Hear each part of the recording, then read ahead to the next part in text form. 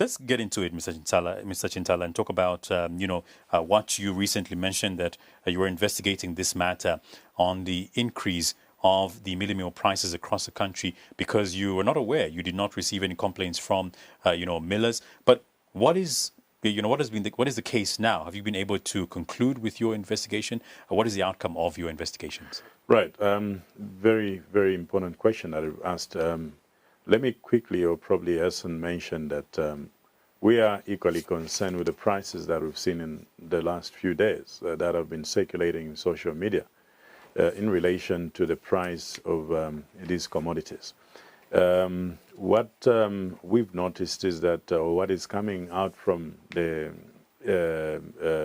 investigations that have been conducted is that there are some traders out there that have just taken advantage of certain situations, depending on the area where you reside, that are actually, I would say, exploiting the consumers, because the prices that we've seen of 230 and all that is far from what they're actually getting the commodity from. I'll give the price range of these commodities, I think, from the millers and the designated selling places where the millers trade from. It's between 165 and 170. I think the most expensive, which is the super fine breakfast, would be about 180 kwacha. So if you look at the price range that I've given you, clearly it's unjustifiable for somebody to go and put a markup of over 40 kwacha, I mean, on a bag of Mealie Meal, because even ourselves as millers, I think we work within the range of 5 to 6% in terms of the markup when you put all the costings and all that. So what we've seen in some parts of the country is really unfortunate, and this is why we've insisted on actually urging the consumers to avoid exploitation. They need to access this commodity from the designated selling places of the milling companies. We appreciate we operate from a liberalized or free market economy, but that doesn't say that you need to exploit consumers. And I think we need to be patriotic to a greater extent.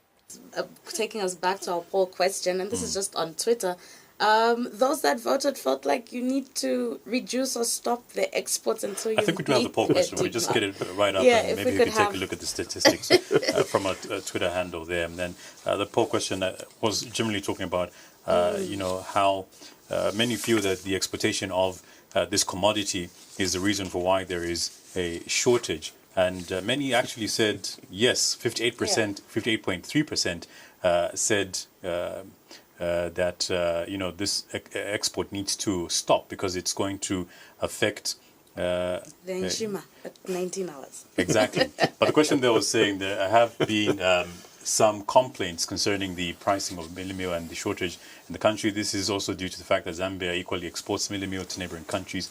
Do you think the exports should reduce to sustain the population? That was a big yes there, 58.3%. What do you think about this? Right. First of all, look, there are different dynamics. And I would have been more worried if these shortages were across the country. Now, there are some places districts in Zambia where reports of shortages were, and I wanted to interrogate a little bit that creep and see, because you see, if I'm going to tell you that I don't have run out of maize and there's no Mealie Meal, you can't just ask a consumer on the streets and say, then he'll tell you this machine hasn't been running for 5 days. Why don't you visit me at my plant and just take the pictures? Say, look, it's empty. And I think it's a question of some parts of the country we do not have the presence in terms of, for us as millers.